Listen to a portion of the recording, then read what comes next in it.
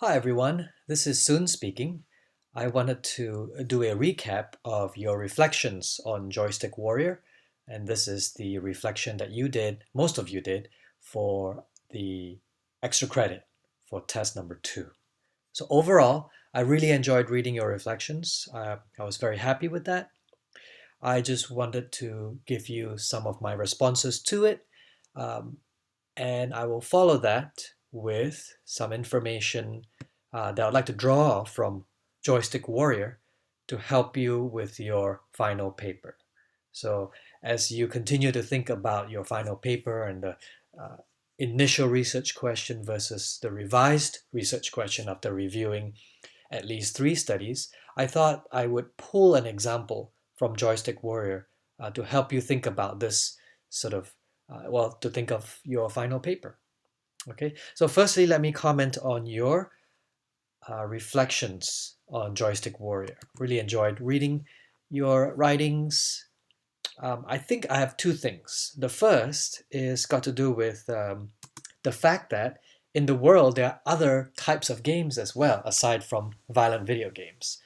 There are so-called educational games, educational, you might say they are meaningful games that are story-driven, narrative games. So those types of games were not covered in Joystick Warrior.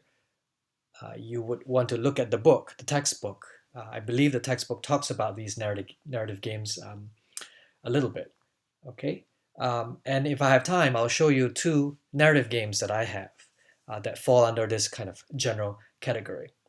What was focused on in Joystick Warrior, obviously, were the violent video games, right? The first-person shooter and other violent graphic games that perhaps arguably is more um, sort of uh, pleasure seeking based, right?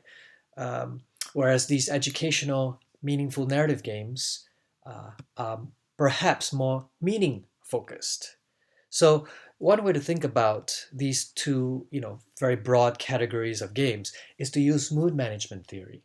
Okay, and on the other side, its cousin, if you will, the paradox of enjoyment of tragedy.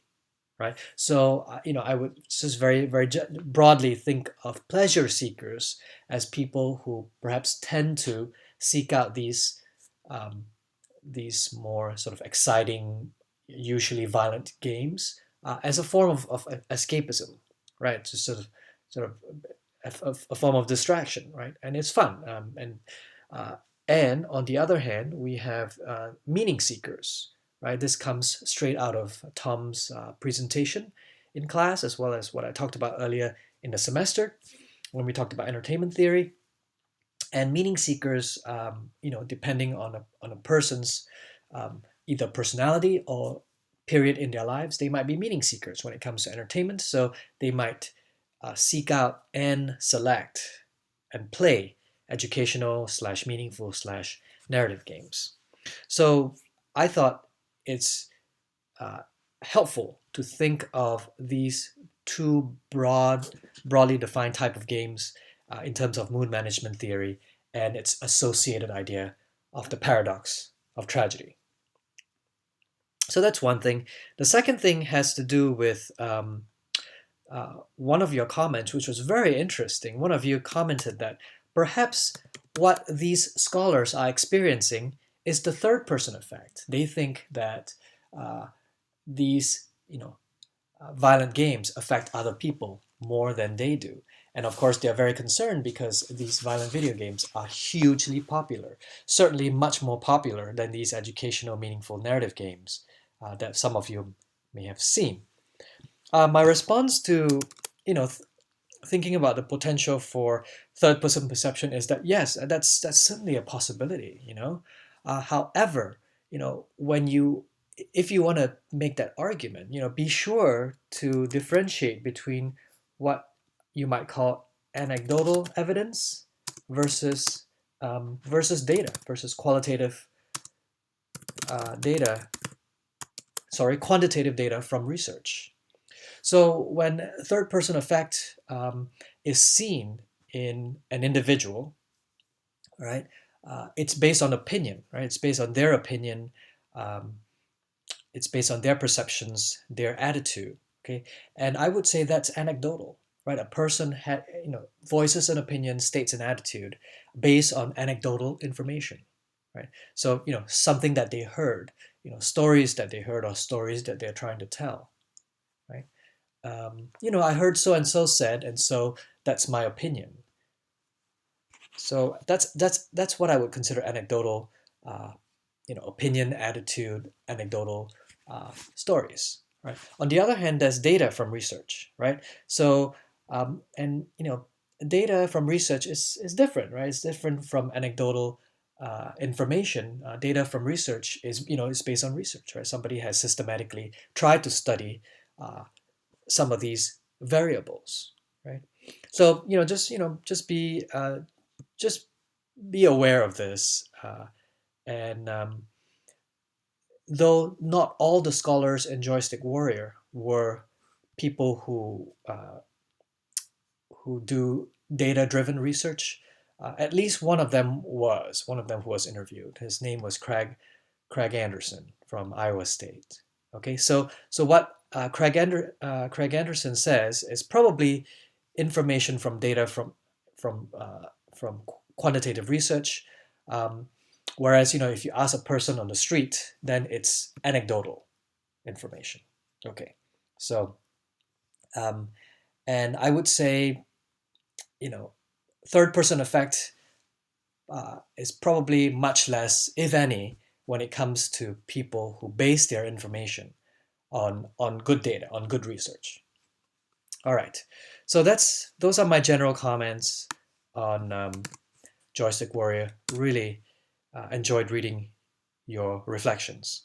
The second thing, which I think will help you um, think about your final paper, and that is this: in the documentary, um, basically it begins by saying that there is a research question out there, an initial research question that asks whether violent media leads to aggressive behavior, right? So let's listen to that part again.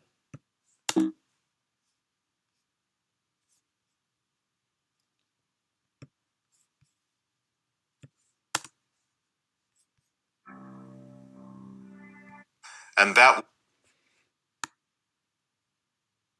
Okay, so it starts from here. Gaming industry is also under intense scrutiny from critics who say that the graphic violence in video games contributes to real-world gun violence. The discussion we hear all the time in media about video games, some people claiming they're responsible for violence. We have raised a generation of children cocked and primed to kill. Others, mostly the makers of games, insisting they have no effect. Video games are not posing dangers for children or adults. Even mirrors the debate about media violence that's been going on now for almost 50 years. And that way of framing things has gotten us no nearer to understanding what's really happening when a culture is flooded with images of graphic violence. We really have to start asking a different set of questions. Not just whether they make people more violent, but whether they may affect us in other ways as well. Okay, so that's Dr. Sujali, and so just sort of a reminder, Joystick Warrior begins with the research question, the naive research question, that's out there. Does exposure to violent media cause aggression? And right off the bat, the main interviewee in this documentary says that is not such a good question to ask. Okay, and so the rest of the documentary, I believe, goes about showing us that perhaps we should ask a better question, right? If you look at, if you remember the end of the documentary, it actually begins by saying that is at the very end of the documentary, that exposure to violent media does not cause aggression, but there are other more important variables that we should consider, right? So So I'm going to take this as an example and come up with a follow-up research question. Okay, and I'm just coming up with a revised research question after watching Joystick Warrior. And my question could be this: my new question, my revised question: what risk factors, combined with media exposure, that is media violence, exposure to media violence, can lead to negative outcomes, right? And one of the negative outcomes of interest in this documentary, which many of you pointed out, is some kind of desensitization, right? Some indication of a person being desensitized. And another is lack of empathy, right? Lack of empathy for others. So just to make sure that you understand, the documentary is saying that asking the question of whether violent media causes aggression is actually not a good question. That perhaps a better question is to ask, what does or how does or what either how does or what does media exposure do to us in terms of such variables as lack of empathy for others.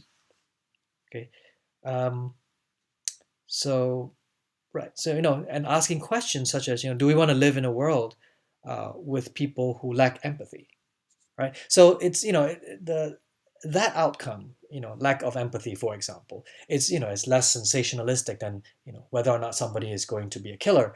But the documentary is trying to impress upon us that it's probably more important. Um, my guess is because it is likely to affect more people.